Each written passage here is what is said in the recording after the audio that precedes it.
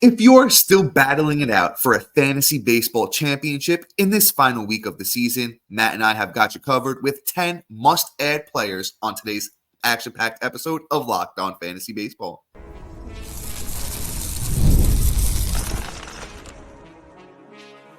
You are Locked On Fantasy Baseball, your daily fantasy baseball podcast. Part of the Locked On Podcast Network, your team every day. Hello, fantasy baseball fanatics, and welcome to the Locked On Fantasy Baseball podcast, brought to you by the Locked On Podcast Network, your team every day. As always, we're your number one source of fantasy baseball knowledge, and thank you for making us your first listen each and every day. I'm your host, Dominic Martino. You can find me on Twitter at DomMartinoFB. Here, as always, with my brother, my co-host, my partner in crime, Matthew Ane, and you can find him on Twitter at Matthew_Ane. If you're listening on a platform like Apple or Spotify that allows 5-star ratings and reviews, we would truly, truly appreciate it if you could do that for us. And if you're watching on YouTube and you haven't already, hit that little bell below. It will subscribe you to the channel and give you a notification every time we drop a new episode. And lastly, most importantly, to Matt and I, guys, join us on the Subtext platform. Through Subtext is an in-depth personalized experience that's going to give you so much more than we can offer in this 30-minute podcast. And as we shift into off-season mode, we're going to be offering so many different things on there. Haven't nailed down finalized details, but there's only way for you guys to find out what's going to happen there. Join us on Subtext, link in bio. This episode is brought to you by Booking.com, Booking.yeah. Booking. The right place, the right stay can make you a fan of any city, even your baseball rivals. Book today on Booking.com, the official accommodation partner of Major League Baseball. Get the Booking.com app today. And all right, guys, we're really at the end here. Hope some of you, most of you, all of you have won your fantasy baseball championship. If you're competing this week, this upcoming week here, like myself, we got this one last week. You got your must adds, pretty much normal routine, got a couple of looking forward episodes, and then we're going to get into the off-season mode. But Matt, one last week here, brother. We got those must add names for everybody. And why don't you take the lead here, sir? Yeah, I mean, my season's over because I'm smart, and you and I are good commissions, but unfortunately, you don't run that one league. A couple leagues where you don't always get that, but yeah, this is equivalent to playing in Week 18 of fantasy football. You just don't do it. But if you're here because you didn't think about it, and you're the commissioner, I hate to throw shade on you, but get smarter. Or if you play with somebody that needs, an education, send them here and I'll yell at them. But anyway, for this week, if you're in the championship, we're talking about Victor Robles of the Seattle Mariners. Has had a decent week. If you need the stolen bases, you've been feeling like, okay, you've been struggling that, and that's what your opponent in the next round is going to be. In this round is going to be their strength. Victor Robles is probably an ad you want to consider. 2 stolen bases over this week, batting .625, two ribs and 3 runs. He's not really known for his power, but he can get on base. He can steal bases. And the way, Julio Rodriguez is hitting the ball and the rest of that team right now, there's a fair chance that he's going to be able to, benefit from the production of that team since they're moving and grooving. And Victor Robles is primed to just have a good week for you. So I feel like he's a good ad. He's only about 34% owned, so he's out there in quite a bit of leagues. Victor Robles is I wouldn't say a slam dunk ad. There's obviously, in my opinion, better ads as we go through the episode, but I'm definitely considering Victor Robles hands down for the stolen bases alone. Yeah, Matt, I like me some Victor Robles as well. And I do want to preface this, man. I think we kind of got to at this point. If Luis Angel Acuna is available in your league and you are playing, add him now. He's number one priority, but we've covered him, I think, the last 3 episodes we did this in a row, so I didn't want to put it back on here. But if Victor Robles is out there, he's kind of like, I would say, an Acuna light, where he has the speed, tiny bit of pop. He's in a good lineup. He's hitting leadoff. The production's been there. He's been a little bit banged up here, and that's why he missed a few games recently. But he had a stretch from September 12th to September 15th where he had 6, 7, 8 hits in 4 games.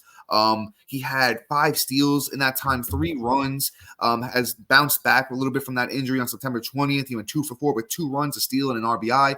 He's getting it done. Matt, you mentioned the ownership percentage at 34% owned. Victor Robles, Seattle Mariners, I think is a great ad right now. As I mentioned Acuna earlier, let's mention another New York Met. Let's talk about Francisco Alvarez. And he's somebody, Matt, that I feel like we just haven't had to talk about all year after, was a highly touted prospect coming into the season last year.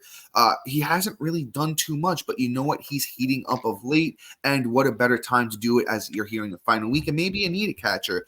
At this point, it's just drop people if you need to. I'll tell you, Salvador Perez, I have him in the league. He's done nothing this week. If that's a move you feel like you need to make, go ahead. We're just where you need the production, fill the holes where you can. If it's catcher, Alvarez is doing it at the moment over the last week. I'll give you his stats because he's been hot. He has 3 home runs, 7 RBIs, 4 runs over the last week, and he's hitting .313.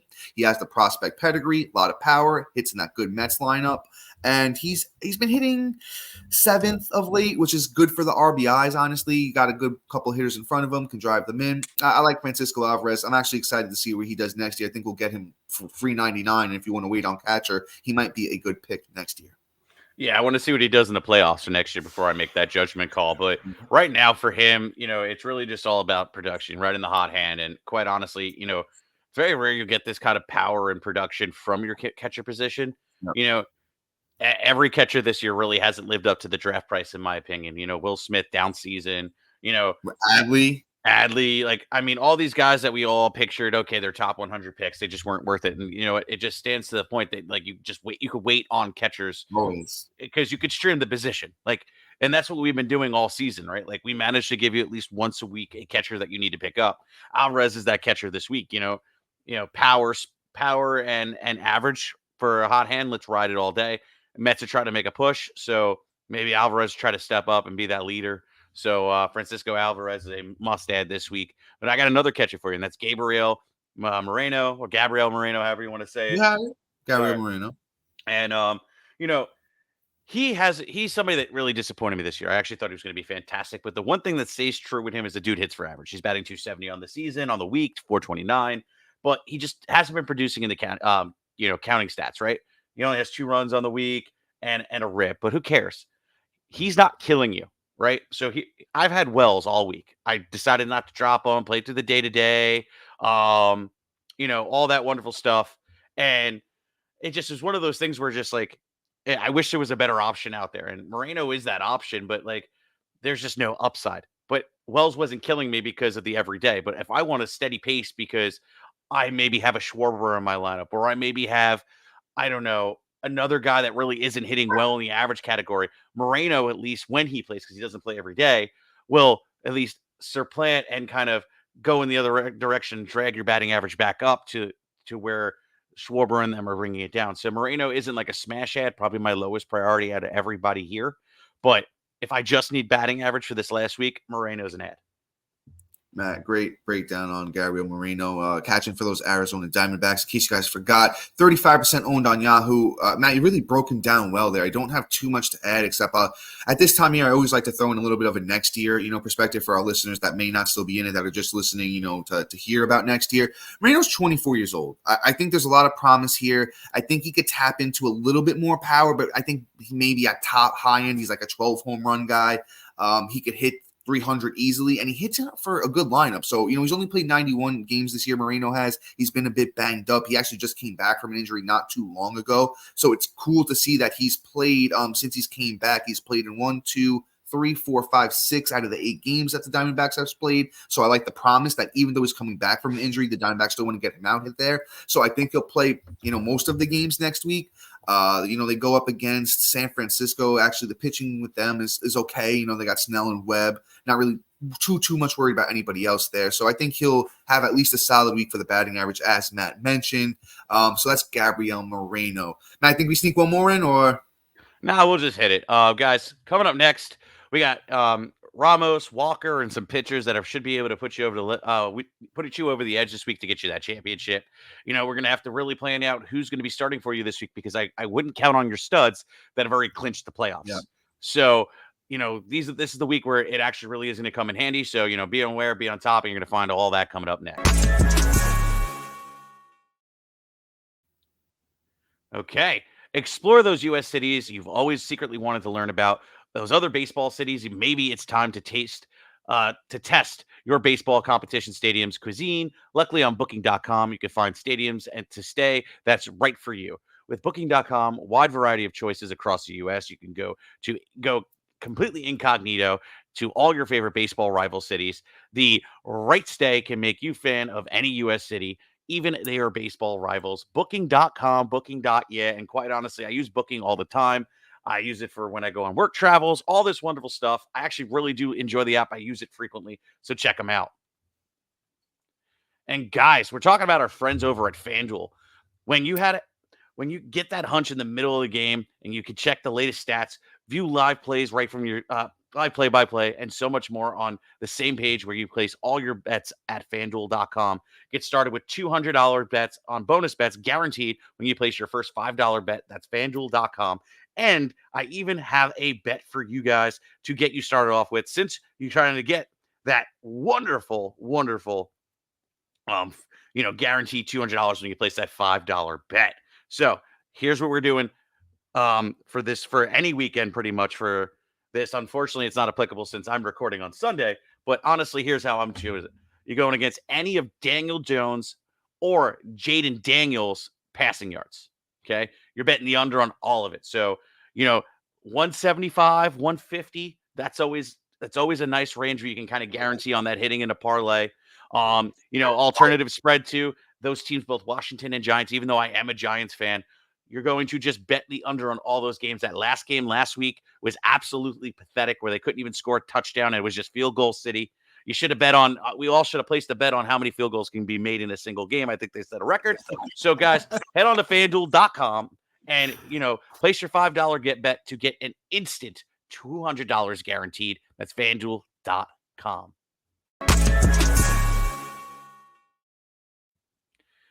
Are you watching Fox Sports and ESPN on your TV all day? Have you had to turn down the volume with all that shouting? Make the switch to Locked On Sports today, a free 24/7 streaming channel program for you every day to bring you the biggest stories without all those screaming.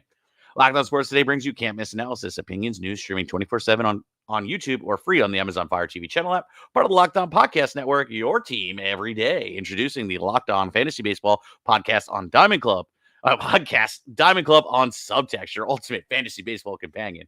This season, rely on our dynamic content. Get real-time alerts right to your phone, including waiver wire rankings, instant call-up notifications, injury actions, a whole lot more. Stay ahead of your fantasy leagues by joining the Diamond Club on Subtext. Your path to victory begins. And guys, you get a free 2 weeks. So check us out. You're in this week. I promise we're going to have you. I've been doing this new thing too, where I kind of give you the biggest and best highlights of every player stat that we break down in the Subtext. It's been pretty cool. Getting a lot of good responses there. On top of that, we're about to hit the offseason, and you don't want to miss out on our rankings. Dom and I usually try and get those out by the middle of December, but you guys have questions, keep your questions, rookie drafts, things like that, all kinds of dynasty things that, the season just doesn't stop at the day that the playoffs are over and the championship has been won. You're going to want to get that advice. Check us out. We're there every single day, here for you day in and day out. But wow, Dom, please take the mic away from me. Of course, real quick, I do want to throw one thing about the Subtext in there too, guys. I'm a fantasy baseball addict, as I always throw out there. I'll have my rankings. If you guys ask, I'll have my starting pitcher rankings, probably my top 50 done within the next couple of weeks. So if you're on Subtext and you want a little tease of some rankings, feel free to ask for them. I'll throw them out there. You're such a crackhead. Yeah, of course. Yeah, I'm just offering the people a little something, because I know if you're like me and you really want to see some sort of rankings, a little tease for next year, I got you guys covered. But join us on Subtext for that. Let's move into this next player. Let's talk about Heliot Ramos. Young player, 25 years old. Actually just turned 25 on September 7th. So happy belated, Mr. Heliot. Interesting year for him, right? Was a fairly highly touted prospect as he was coming into the league. Then you didn't really hear about him for a few years, and had a couple of decent seasons down in the minors. But he gets the call this year after having a very productive season in the minors last year in 2023, where Ramos hit .303 with 14 homers, 51 RBIs, 9 steals in only 67 games. So 14 homers and 9 steals in 67 games. That's a lot. And then 30 games this year, Heliot Ramos in the minors for the San Francisco Giants. He played 30 games, had 8 homers, 2 steals, and hit .296. So there's some pedigree there, right? On the season this year in the bigs, 115 games, 21 homers, 70 RBIs, 6 steals, .267 batting average. The walk-to-strikeout ratio is absolutely horrible, so he's not really much of a points league guy. But in your regular roto leagues, Heliot Ramos has been very useful this year. He's still only 45% owned on Yahoo. has been useful of late. On September 20th, he went 3 for 4 with a run and an RBI. Had a nice little hit streak there before that of about 5 games. He homered on September 15th. So, maybe a little bit more of those deeper league stuff like that. But you know what? He hits for power. He hits for a little bit of average. Somebody I'm excited about for next year, I'll tell you that much. And the underlying stuff looks really good for him. As far as power, the batting average is around about a 255, which is okay. That's not killing you. But all the power stuff looks good. He's a big strikeout guy, but we know that you can survive in today's day and age, even if you are striking out a lot. Sprint speed is good. I think he's a sneaky little ad for this week. They go up against the Diamondbacks, where the pitching isn't absolutely going to blow you away. But, I think Heliot Ramos can manage in some of those matchups. I do like him for this upcoming week. Yeah, no, fair take, man. Honestly, I really have nothing left to add. I mean, you did a great job taking him. If he's out there, we're adding him. Simple as that. Let's move on. Let's talk about Jordan Walker of the St. Louis Cardinals. He's about 25% owned, and you know what? He had a great week last week. And by great week for him, pretty much like he's a good start when you guys are off days essentially, or a guy got injured. 2 runs, 2 bombs, 7 ribs, batting 250. Walker's somebody that's going to be interesting more for next year. This week, I'll add him just based off of the fact that he maybe we're catching the beginning of something, right? Because he has that potential to explode. But next year he's going to be a little bit more interesting. But I'm looking at what's going on with him for this year. What am I seeing here? He has great average exit velocity at 90.9 miles an hour. He's barreling up the ball about 10.6% of the time, which is fantastic. Creating hard contact about 41.5% of the time, and his bat speed is absolutely superb. I just have an issue with how much he chases and things like that because, you saw in the minors and then his profile in total that, he's been better with better plate discipline and made some way more contact than he's been showing. I think he's kind of choked since he's gotten the call. I think the St. Louis Cardinals did him a disservice with all that early stuff, setting him up and down. But, sprint speed is pretty decent, 78th percentile. We haven't really seen that this season. There's always that chance that he could kind of take that step forward, even kind of get 2 stolen bases on the week. There's some upside with adding Jordan Walker. So, again, not my favorite guy to add out of all these guys, but quite honestly, Walker's a fair ad going into championship week. So, Matt, I'll tell you the main reason I threw Jordan Walker on today's episode. He has been doing okay, as you mentioned. RBIs have been good. They go to Coors. They go to Colorado this week. So I think that's going to be a nice little sneaky, maybe gets Jordan Walker going, maybe gets us re-excited for him for next year. I know you and I are excited about him, but once again, we're prospect guys. We're always deep diving. So we're talking about these guys amongst ourselves 2-3 years ago. So Jordan Walker, I hope he doesn't turn into a Jared Kelenic or a Joe Adell type where they kind of almost never really figure it out. Even those guys have been useful at times. I have higher hopes for Jordan Walker. I hope this little trip to Coors is going to be useful. Matt mentioned the RBIs have been up of late. He's hitting 7th in the lineup. Good RBI spot for him. 25% owned for Jordan Walker. I think he's a sneaky little ad for this week. But before we move on, and we got a couple of closers, and a few really, really sneaky starting pitchers for next week. Those names and more coming up next.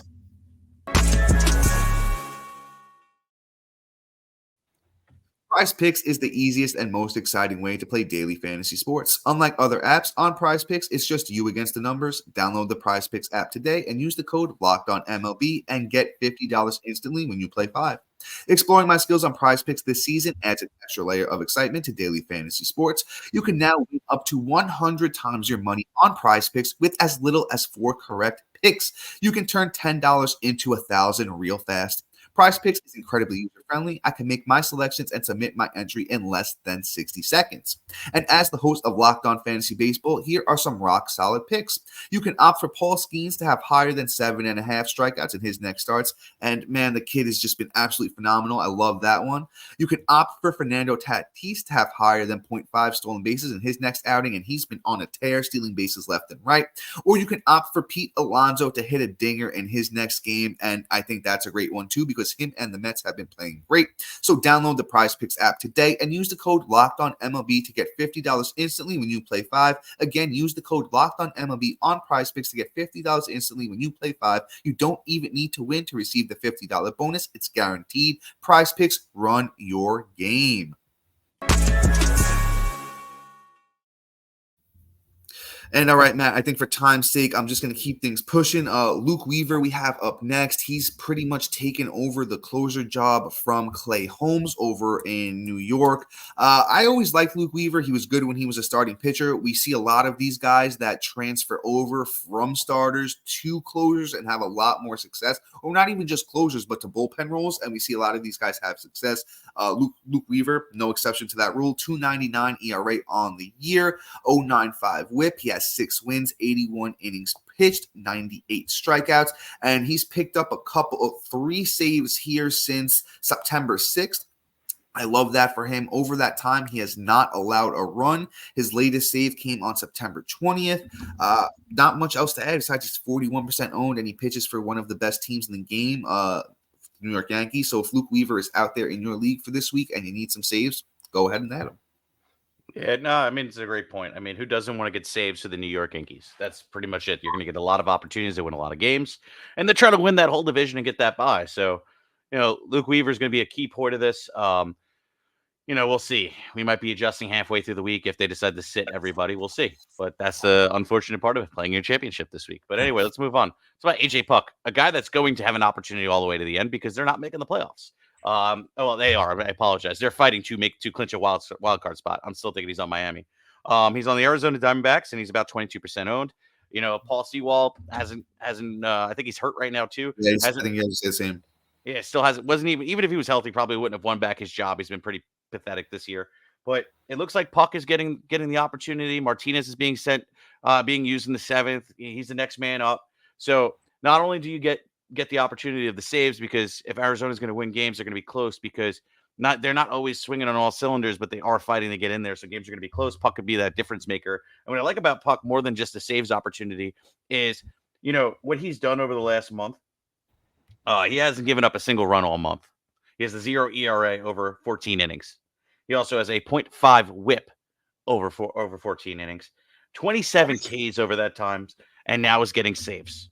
So the numbers are going to be astronomical. You're going to at least probably get about 2 to 3 Ks per use and the possibility of a save. That is going to be fantastic with the backbone of the last month's behavior of not giving up a single run. Puck could be the difference maker going into this week. So I'm totally adding him. Probably one of my top 3 guys for the week this week. So add him now. Matt, I'm right there with you on Puck. 22% owned, as Matt mentioned. He's with those Arizona Diamondbacks now.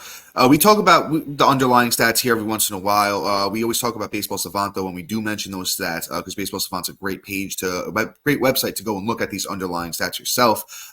Basically, if you pull up Baseball Savant, type in a player's name, they'll give you a little graph on the side there. Red is good, blue is bad. A lot of red on AJ Puck's page. A lot of red, a lot of good things that he's doing over there. Another starter that transferred into the bullpen role. Is doing it very successfully. And I love this for AJ Puck because he was somebody that was a very high-end prospect that we all thought was going to be great, couldn't stay healthy.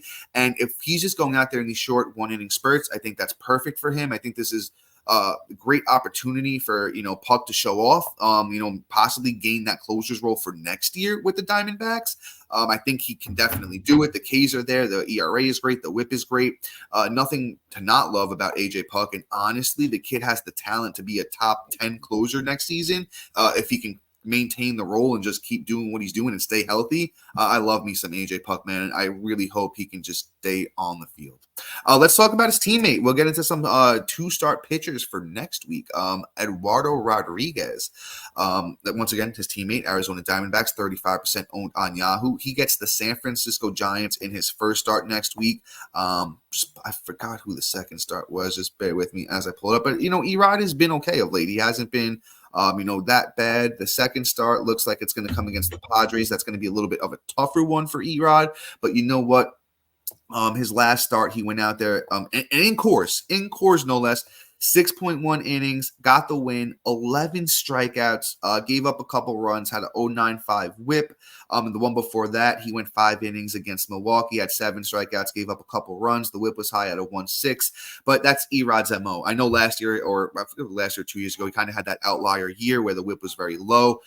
This year, WHIP back up. So I think he can suppress runs in the start against San Francisco. The WHIP might be a little bit high, but I'm expecting some big strikeout numbers. And then in the start against the Padres, probably going to be the same predicament. So if you're looking to preserve that WHIP, probably wouldn't go with Erod, but if you need some big strikeouts, a couple, he 6.1 innings in his last one, so I think he's going to give you a little bit of length and some strikeouts. You can look Erod's way, and in 2-start pitchers, it's going to be hard to find him this week. So I think Erod is one you can grab.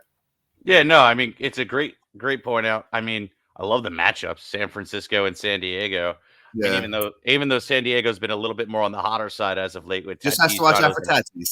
yeah, essentially, and Machado, he's been Yeah, no, having a great year you're right. after starting off so terribly. And Jackson Merrill too. Actually, man, now I think I'm talking myself out of it. I'm joking, Yeah. but no, San Diego does have a lineup you do have to navigate though.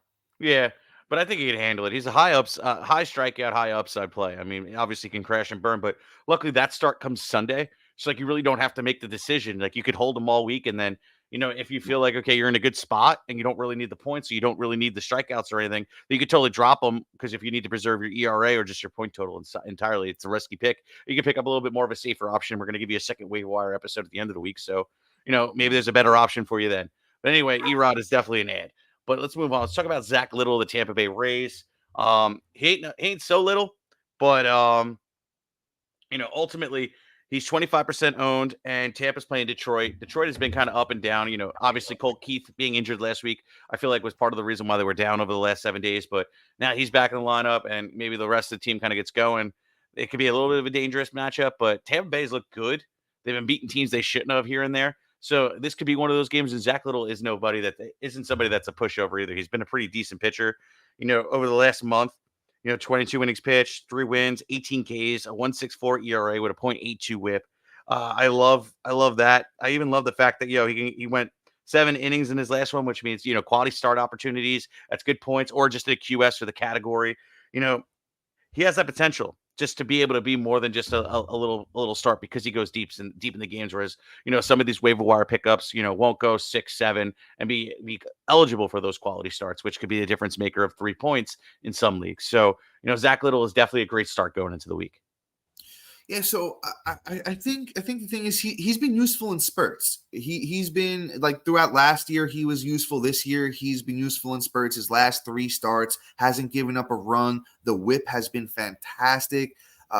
He's been giving you like the length has got better in each of the last 3 starts. 5, 6, 7. So, you mentioned Detroit. They've been better of late. I love pointing out the Javier Baez that they sent Baez. They got rid of Baez on the 22nd. On the 23rd, they had been the best team in baseball for, I think, like the 20-game stretch.